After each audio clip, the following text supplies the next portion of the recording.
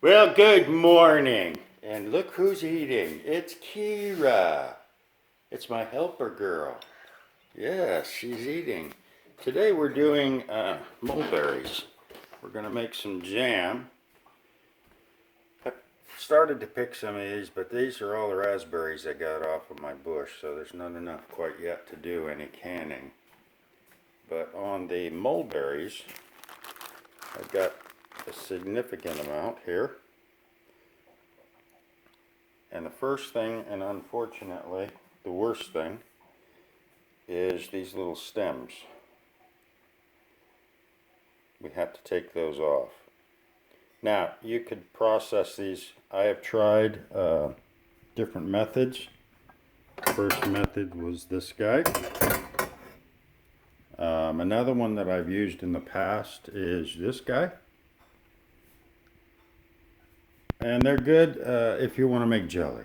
I don't want to make jelly. Today I want to make jam. So the process boils down to picking each one of these. And can I do it? Yes, I can. I have been doing it. I've done those. Also, the recipes for canning are a little more difficult. This is supposed to be higher in sugar. We are going to use pectin. What we have decided to use today is, yeah, I know it's upside down. Isn't that terrible? Well, anyway, Pomona, universal pectin. I'm going to use that today. I'll go over everything. Probably put a link to the page that I got this off of, this recipe. I found this recipe on Pinterest. So I will throw that in there so that you can find it. But right now I'm going to sit down for the next hour at least, picking stems. Oh joy, oh joy. See you later. Okay, part two of canning for the day. The mulberry recipe came out. This is will be a fridge model. As you see, it worked out very thick. It's very little juice, so it was probably boiled it a hair too long, but it still tastes good. It is really straight jam, has a lot of solids in it. Yeah, you heard that. That's another batch I have over here. But it has a lot of material. So if you don't like material, make it into jelly. There's lots of recipes for Tattooed Homesteader. Does a good jelly recipe. I like jam, so I tried. I won't do it again.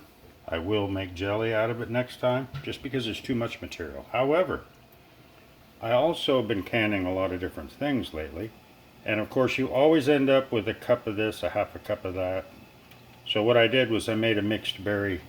And I'm not going to touch them because I just took them out. But this is a mixed berry. They look dark, but they're not really that dark. This has raspberries, blackberries, blueberries, a few strawberries, and then of course some mulberries. The recipe I used on these, trying to do as little sugar as possible, was Pomona's Pectin. I used that on this one because I wanted to use less sugar. And in their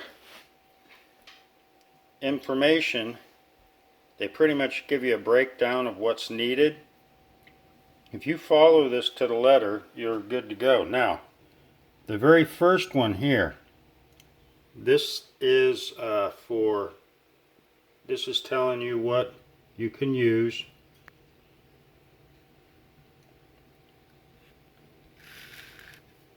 And if you've never used Pomona Pectin, don't worry about the calcium water. It comes in the package. You just mix it up. And yes, don't forget it. Put it in there. Other thing that I will suggest, and it is on the other site, they talk about how you've got to mix your sugar and your pectin because you want to make sure it doesn't clump. That's a fact as well.